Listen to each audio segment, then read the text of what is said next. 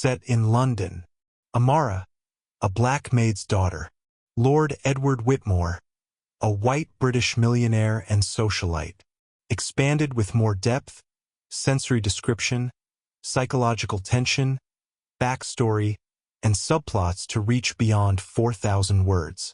Told in third-person cinematic prose, with dialogue, emotion, and strong pacing.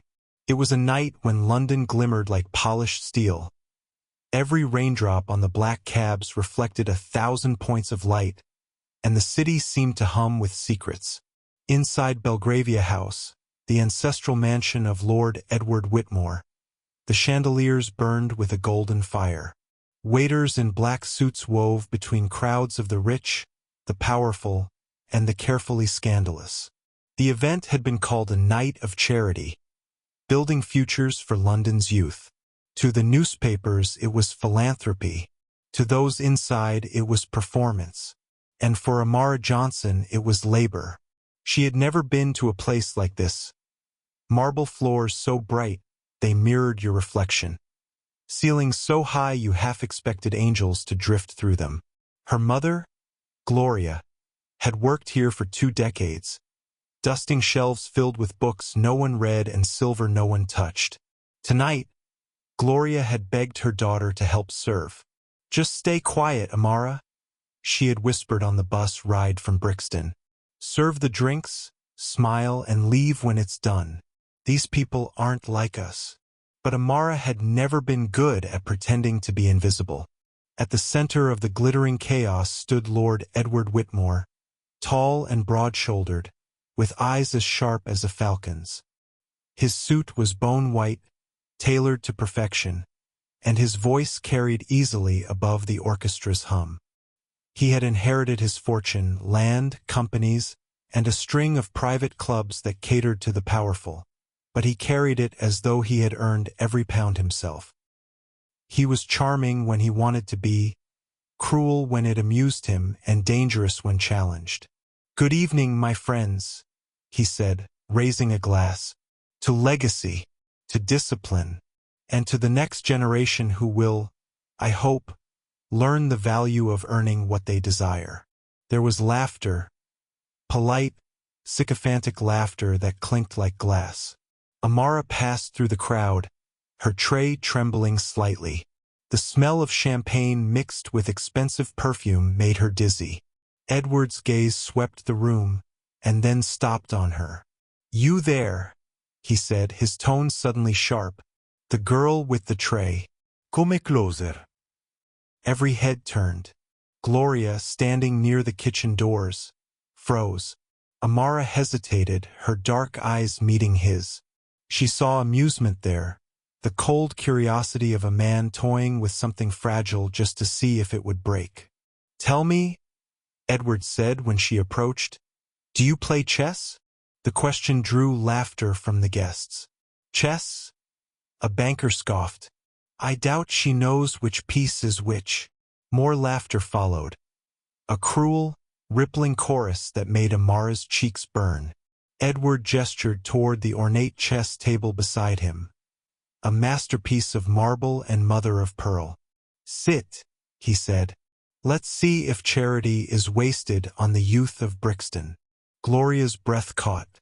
"Amara, don't," she started, but her daughter was already setting down the tray. "If it pleases you, my lord," Amara said softly, "I'd be honored." Edward took white naturally. "Tradition," he said with a smirk.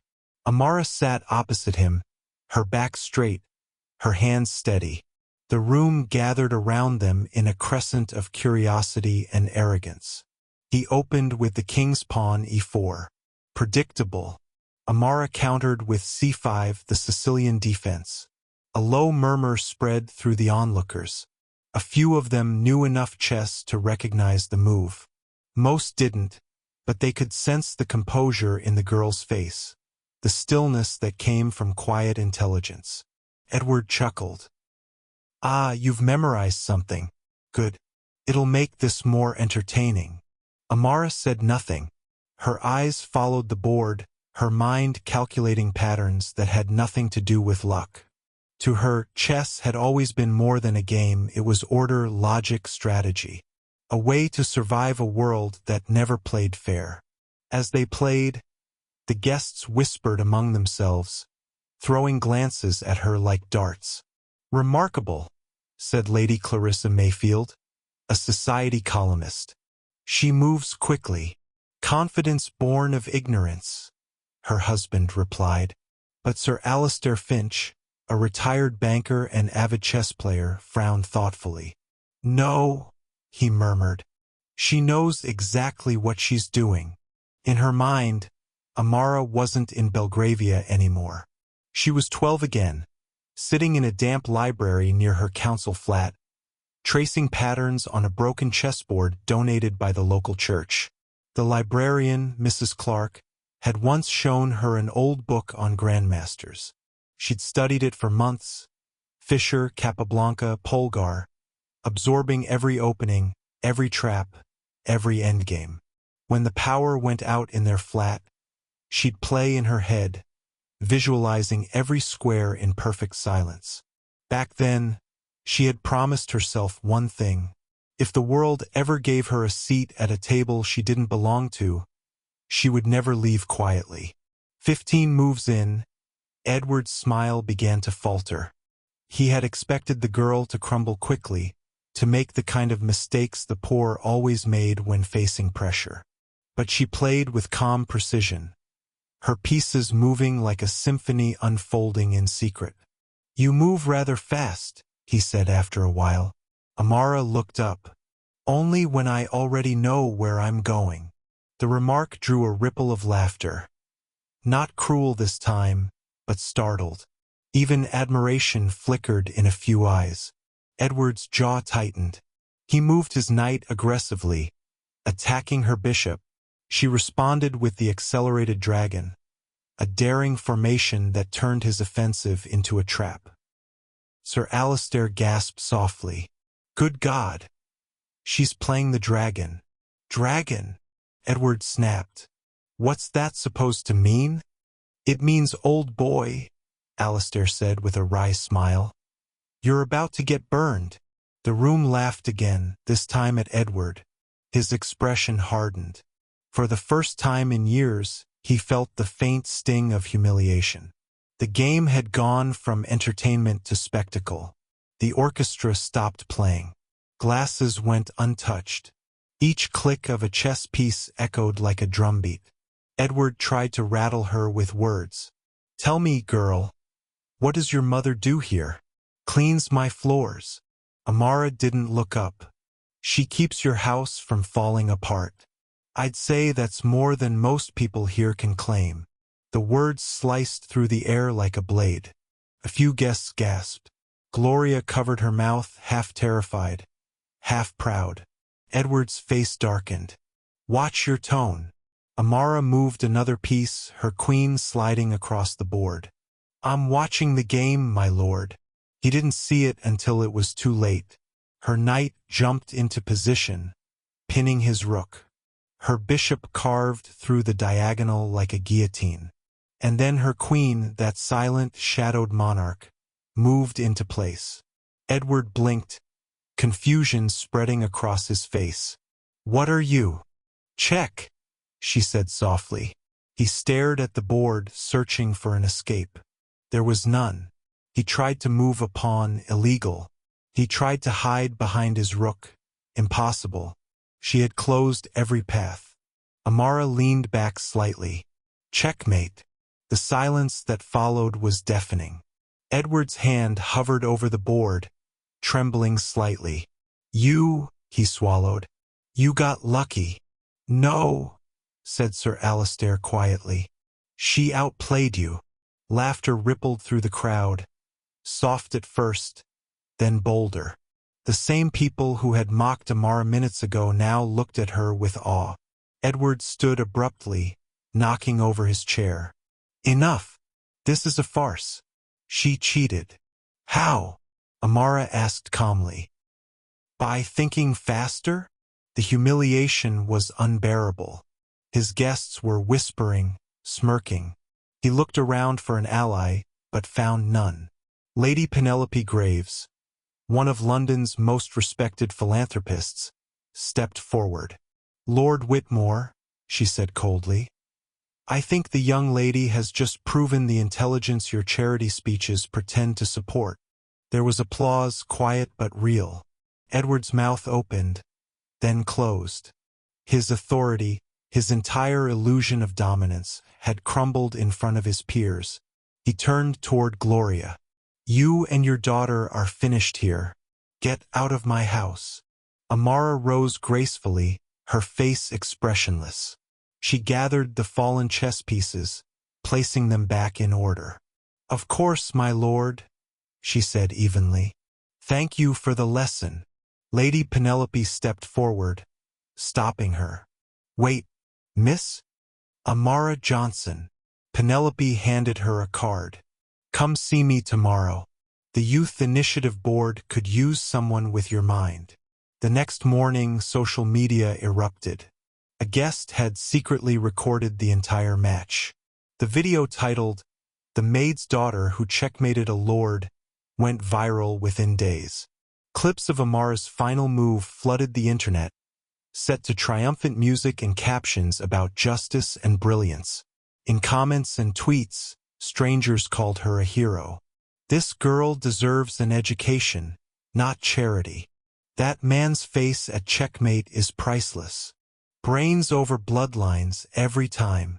Gloria cried when she saw it. Amara simply smiled. "It's just a game, Mum," she said, though deep down, she knew it was something more. Lord Edward Whitmore's empire began to crack. Sponsors withdrew from his foundations. The charity board forced him to step down. Newspapers printed headlines like "Arrogance checkmated by humility." He denied everything. "It was staged," he insisted to reporters. "A publicity stunt." But no one listened. The world loves a rise, and it loves a fall even more. For the first time in his life, Edward found himself alone in the mansion that had once overflowed with admirers. The silence was unbearable. He'd wander through rooms filled with trophies and portraits of ancestors, feeling their painted eyes judging him. One evening, he passed the chess table. The pieces were still arranged exactly as they had been. His white king toppled before the black queen. He reached out to reset them, then stopped. The position looked almost poetic, a monument to his defeat. He poured himself a drink instead. Meanwhile, Amara flourished. Under Lady Penelope's mentorship, she earned a full scholarship to Oxford University. Her story inspired documentaries, news features, and invitations from international chess clubs. But Amara declined most of them, choosing instead to teach at the Brixton Youth Center every weekend. The children adored her. They called her Coach A. She taught them not only chess, but confidence. "When you look at the board," she told them, "remember, every piece starts equal. What you do with them makes the difference." One day, a small girl with pigtails asked, "Miss Amara, what did you feel when you beat that rich man?" Amara smiled. "I didn't beat him. I beat the idea that I couldn't." Years later, at a national chess exhibition in London, Amara crossed paths with Sir Alistair Finch again. He looked older now, gentler. "Miss Johnson," he greeted warmly. "You've made quite the name for yourself." "Thank you, Sir Alistair," she said. "And Lord Whitmore? How's he?" The old man chuckled. "You might be surprised. Rumor has it he's been teaching chess at a community center in Surrey. No cameras, no audience." Amara blinked. "He's teaching." "Seems so. Perhaps he learned something that night after all." She smiled faintly. "Then maybe we both won." One spring afternoon, Amara received an unexpected letter. The handwriting was elegant, old-fashioned. "Miss Johnson, if you can find it in your heart to visit Belgravia House once more, there is something I wish to return to you." A Whitmore. Curiosity, and something softer, brought her back. The mansion was quieter now, stripped of its arrogance. Edward looked older, leaner, but his eyes carried a humility she hadn't seen before. "I wanted to apologize," he said simply. "Not for losing, for the way I made you feel, as though your worth depended on my permission to acknowledge it." He handed her the marble chessboard, polished clean. "This belongs to you now." Amara hesitated. "I don't need it." "I know," he said with a faint smile. "That's why you should have it." Years later, that same board sat inside the London Youth Initiative's new building, the Amara Johnson Chess Academy, donated anonymously by a man who never took credit. On the opening day, hundreds of children gathered, their laughter filling the halls. Gloria stood beside her daughter, tears shining in her eyes. "Do you ever think about him?" Gloria asked quietly. "Sometimes," Amara said. "Mostly when I teach the endgame. It's funny. Every checkmate begins with a single small move." Gloria smiled. "And you made yours." One rainy evening, after the crowd had gone, Amara sat alone in the Academy's library. She placed the marble board on the table and began setting up the pieces. Her reflection shimmered faintly in the surface. Calm, resolute, unafraid. A child peeked through the door. "Miss Amara? Can we play?" She looked up and smiled. "Of course." As they played, the storm outside roared, but inside, there was only peace. Each move, each choice, was a quiet defiance of the world's expectations. At Oxford's annual gala, where she was later invited as guest of honor, Amara delivered a short speech. "Chess taught me that power isn't in the title or the wealth. It's in how you see the board. I once sat across from a man who thought the world was divided between those who command and those who serve. That night, we both learned the truth. Every pawn can become a queen, if she just keeps moving forward." Thunderous applause filled the hall. Somewhere, far from the spotlight, an older man watched the recording of that speech online. A faint smile touched his lips. "Checkmate," he whispered softly, raising a glass in quiet respect. "Pride may build empires, but grace topples them. Privilege may set the board, but brilliance decides the game. And sometimes the greatest revolutions begin not with a sword, but with a single silent move across 64 squares."